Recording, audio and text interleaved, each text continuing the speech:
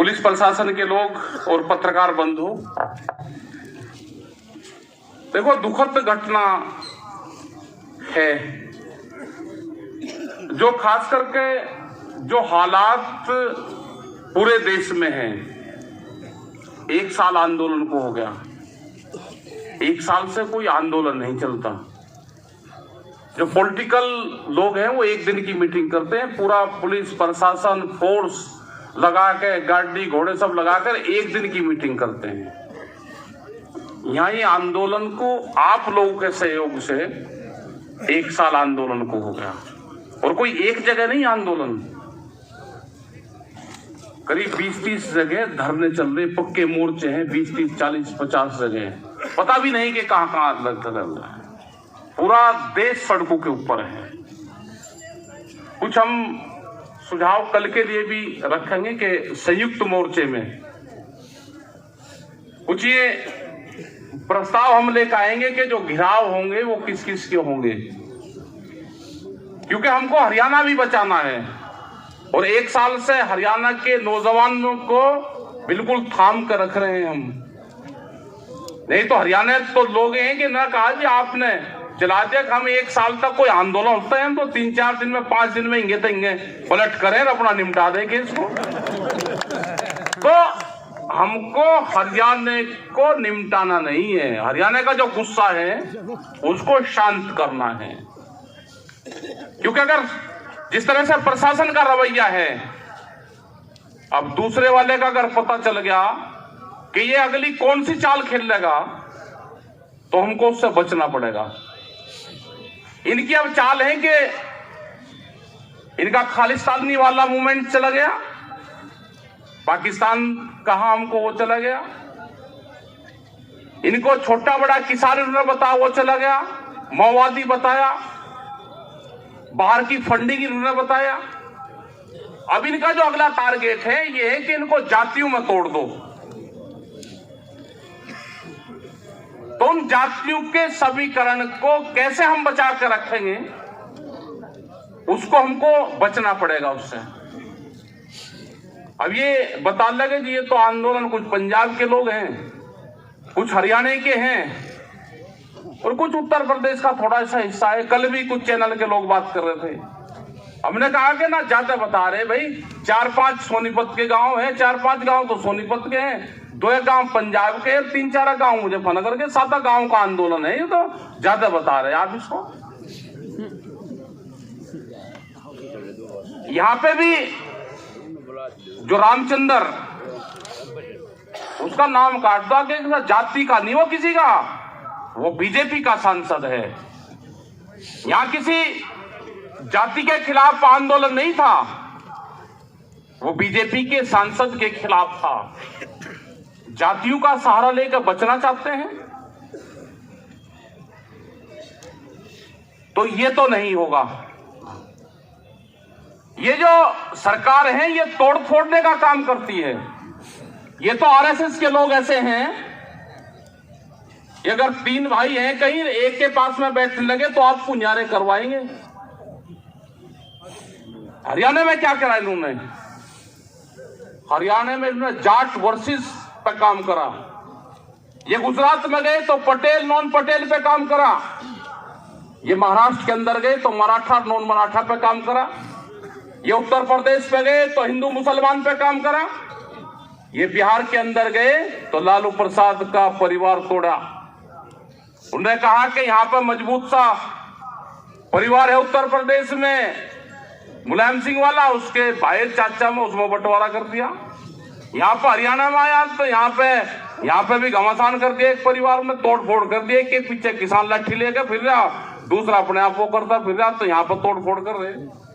फिर जातियों में आ गए, फिर घरों में घुस गए, फिर महिलाओं को तोड़ दिया।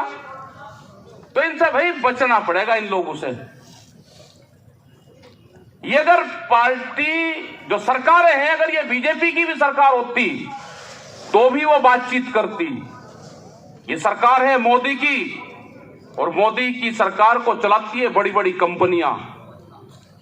जिन लोगों ने ये पार्टी बनाई थी वे तो मकान के अंदर बंद हैं, उनकी बोलने की हिम्मत नहीं है।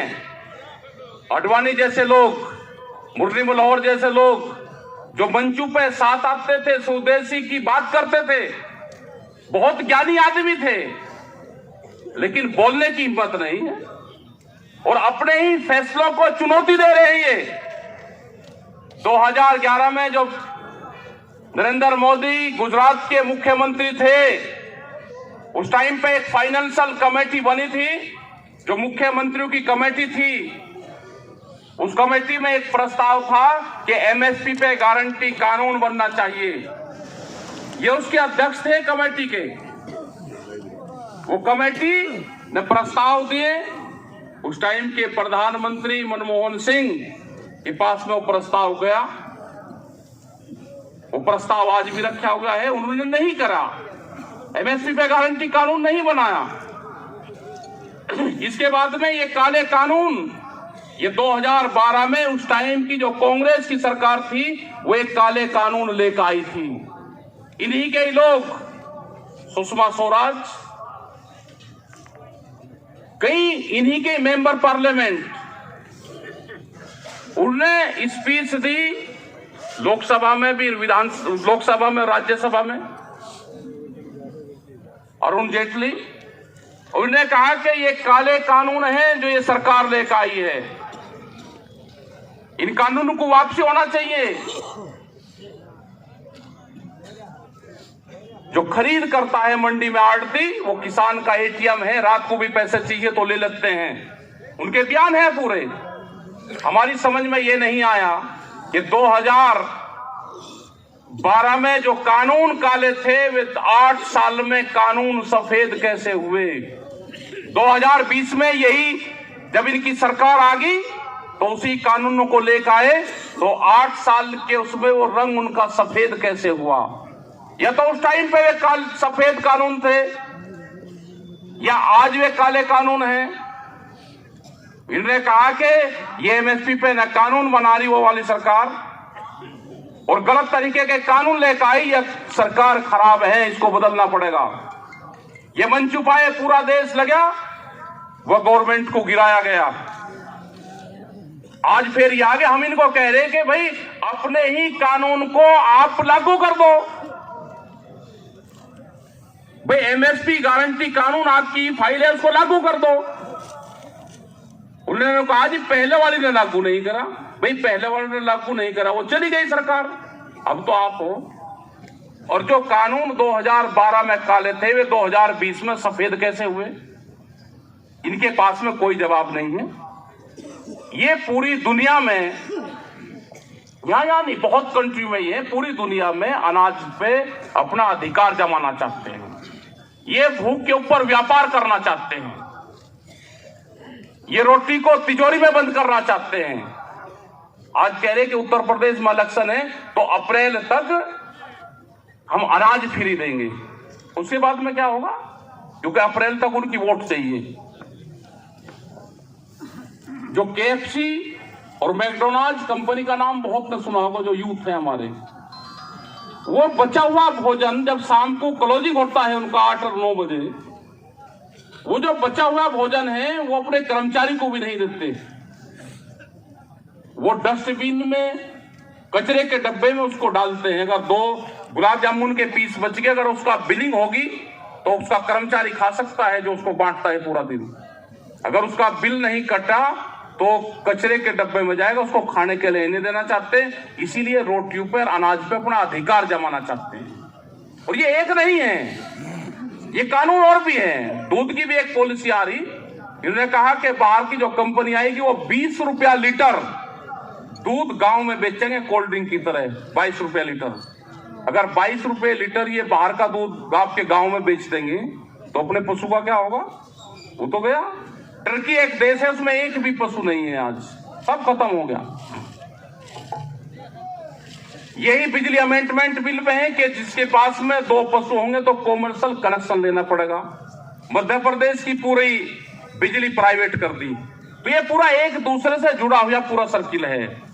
इनका लास्टली टारगेट ये है कि ये जमीन इनको चाहिए, ये जमीन पे नजर है इनकी। आपने केसीसी बहुत लोगों ने ले रखा होगा, जो बड़ी बड़ी बाहर की कंपनियां हैं वे आ रही, वे कहेंगे जी हम जितना भी केसीसी ले रखे हैं हम आपके पैसे दे देते हैं बैंक को, और ये केसीसी की जो रिकवरी करने का अधिकार है वो हमको दे दो। आपके घर पे फिर प्राइवेट लोग जाएंगे कि पैसे दे दो, आप पे पैसे नहीं होंगे, वो कहेंगे जी जमीन दे दो। तो जमीन कैसे छीनने जाएगी, पूरा प्लान इनका बना हुआ है। ये आंदोलन ना चलता तो बहुत देश अब तक बेच दिया इन्होंने होता। पुलिस के लोग, इनको भी इतनी पता, अभी नए थाने और खुलेंगे, उसके लिए अभी जगह तलाश कर लेना। अभी महिलाओं के थाने खुले, फिर बिजली के थाने खुलेंगे, अब नए थाने खुलेंगे, बीच पुलिस बनेगी। सीड एक्ट जो आ रहा है उसमें बीज के थाने खुलेंगे। आपने अपने खेत में कौन सा बीज बोया है वो तलाश करेंगे। एक कंपनी के लोग कहेंगे जी इसने मेरा बीज चुरा के बोया, या तो आप रसीद दिखाइए कहां से खरीदते हैं। आपने अगर किसी पड़ोसी से खरीद कर किसी से बो दिया, उसका अधिकार होगा कि बीज पे कंपनियों का अधिकार होगा। थाने खुलेंगे, सजा और जुर्माना दोनों है उस पे। तो जमीन तो जानी। अरे भाई जो भगत लोग हैं इनके, प्रशासन के लोग भी होंगे। 10 साल पुरानी गाड़ियां, ट्रैक्टर, जनरेटर, पंपिंग सेट आप कुछ नहीं चला सकते। जो भगत लोग हैं भाई, जो ये करते हैं कि नहीं नहीं हमारे लिए तो वही देवी देवताएं हैं, यही जो पार्टी है यही है हमारी पूजनीय है, तो भाई अपना जो 10 साल पुराना ट्रैक्टर है वो जरा खड़ा कर दो बस। जो पंपिंग सेट है जिससे धान की वो कर रहा, वो अपना खड़ा कर दो। कानून को मानना है। ये कानून आ गया है कि 10 साल पुराना ट्रैक्टर, पंपिंग सेट, जनरेटर, कोई भी डीजल से चलने वाला वाहन 10 साल पुराना नहीं चलेगा। इनके यहाँ पे भी ऑफिस में भी खड़े होंगे, फायर ब्रिगेड की गाड़ी खड़ी होगी 32 साल पुरानी पाओगी। इनसे भी जरा पूछ ले करो, क्योंकि पूछताछ कम करो, आप लाठी ज्यादा रखो। पूछताछ करा करो इनसे। एक भी पुलिस की गाड़ी का इंश्योरेंस नहीं पाएगा। ये पुलिस वाले भी भाई ध्यान से सुन लो, एक भी गाड़ी का इंश्योरेंस नहीं पाएगा आपकी। आप जो भागो और काटते चलान, या तो आप भी ठीक काम कर लो। हम आपकी भी लड़ाई लड़ रहे हैं, क्योंकि कोई शहर से गुस्सा नहीं आ रहा कोर्ट का, सारे गांव के ही परिवार के लोग हैं। और सैनिक बल जो 22-22 हजार रुपए में नौकरी कर रहा है, पेंशन खत्म होती जा रही है आप लोगों की भी। तो ये मजदूर की भी लड़ाई है, ये जो कर्मचारी है उसकी भी लड़ाई है। ये लड़ाई लंबी चलेगी, और लंबी लड़ाई जो भी चलती है वो शांति से चलती है। अभी बातचीत आपकी होगी, बातचीत को प्रशासनिक अधिकारी बता देना अपने वहां पे चंडीगढ़ तक बातचीत करके, या तो समझौता कर लेना। जो किसान बात कहेगा, जो हमारा प्रतिनिधिमंडल जाएगा, उससे बातचीत कर लेना। नहीं तो आपको बता रखा, अपनी घोषणा कर देना, हम रात को हिसार में ही रुकेंगे। अभी जाएंगे हॉस्पिटल में, रात को रुकेंगे हिसार में ही, सुबह भी उसका पता लेकर आएंगे, और फिर कल आती दफे फिर आपका पता लेंगे। अगर बात नहीं बनेगी तो फिर आपका पता लेंगे। अपना जो घोषणा करनी, घोषणा करेंगे, हमारे अध्यक्ष जी घोषणा करेंगे उस बातचीत के बाद। तो ये है कि अपनी बात निपटा लो। हमने 26 तारीख तक का भारत सरकार को समय दिया है। 26 तारीख तक भारत सरकार के पास में भी टाइम है, बातचीत कर लें। हमारा संयुक्त मोर्चा बातचीत करना चाहता है। 26 तारीख के बाद में हम भी अपने टेंट बदलने का काम करेंगे, फिर उनको टेंट, पल्ली, तिरपाल नया करने का काम करेंगे। जाएंगे तो नहीं, ये गलत फहमी अपने दिमाग में से सरकार निकाल दे कि ये किसान वापसी जाएगा। ये किसान वापसी नहीं जाएगा। बगैर समाधान के, संघर्ष से समाधान तक आंदोलन जारी रहेगा हमारा। बातचीत को तैयार है, संघर्ष से समाधान तक आंदोलन जारी रहेगा।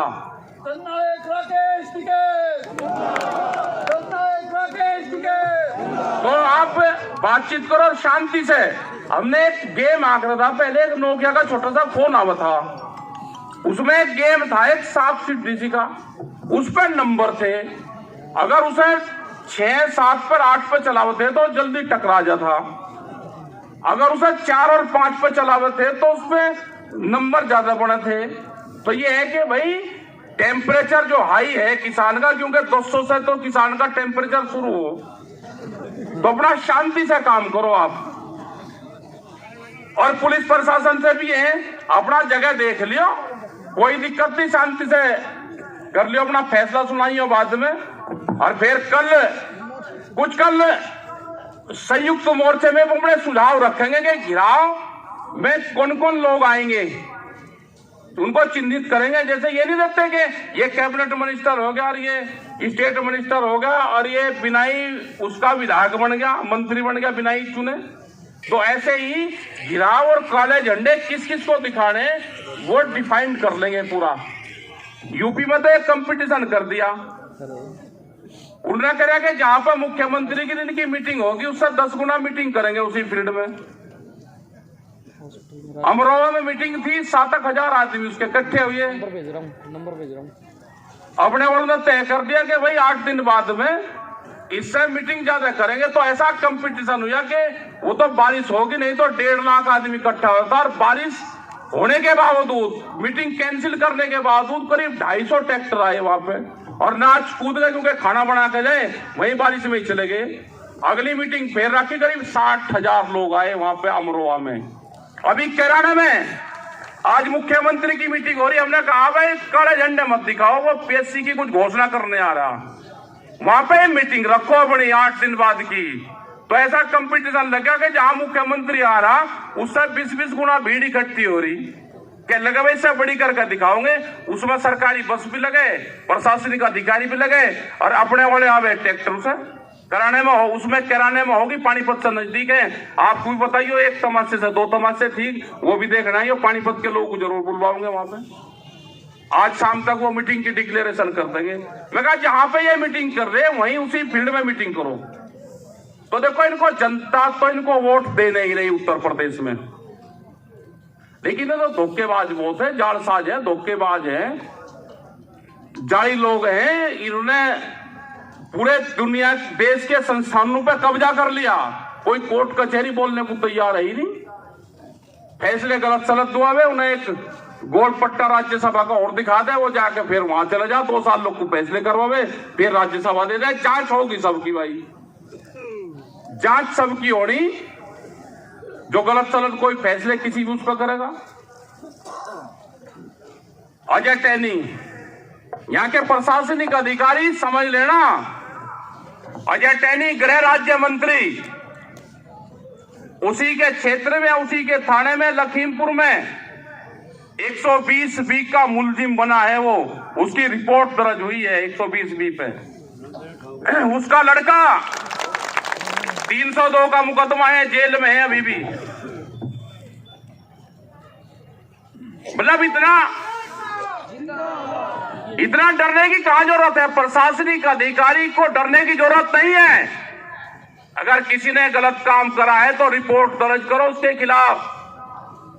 और भाई रिपोर्ट दर्ज नहीं करोगे तो आंदोलन झेल लो, प्रसाद तो लेना पड़ेगा। जाओगे भाई तो प्रसाद तो लोगे। तो अपना फैसला कर गाओ, डरने की घबराने की जरूरत नहीं, शांति से आगे का फैसला जब करके आएंगे वो कमेटी बताएगी। जो 5 लोगों को जिनको चलना, हम एक बार डॉक्टर से हिसार से भी मिल लें, हम यहीं रहे, रात को बुलाओगे हम फिर आ जाएंगे, रात को हम यहीं रुकेंगे, पूरे हालातों का जायजा लेके। संयुक्त मोर्चे ने कहा कि रात को वहीं रुकना, कल फिर सुबह ही निकलते ये, अगर आप यहाँ रुकोगे तो निकलते ही आएंगे, नहीं तो टोल पे जाएंगे और कल फिर यहाँ से वापसी जाएंगे। रात को यही है। जो 5 लोग हैं, आप जोन जोन को कहाँ कहाँ जाना आप बातचीत करके और अपना ड्यूटी लगाओ, जिसको जहाँ जाना वो जाएगा। और जो हमारी माताएं बहनें हैं भाई, इनको तो अपना, क्योंकि टाइम भी हो जाता है इनका, धारक और उसका इनको जान दो। हाँ और क्या। धन्यवाद जी। जय हिंद, जय भारत, जय हरियाणा।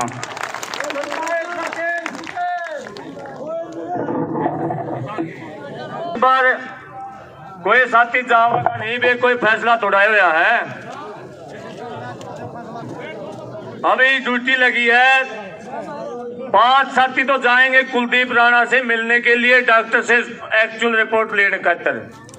हो सकता है डॉक्टर भी किसी सरकारी दबाव में आ रहा हो। उनमें राकेश टिकेत जी, कामरेड इंद्रजीत जी, गुरप्रीत गिल जी, अनिल शर्मा, सातरोड गांव से, खटखट टोल प्लाजा से हरिकेश जी, 5 साथी वहां जाएंगे।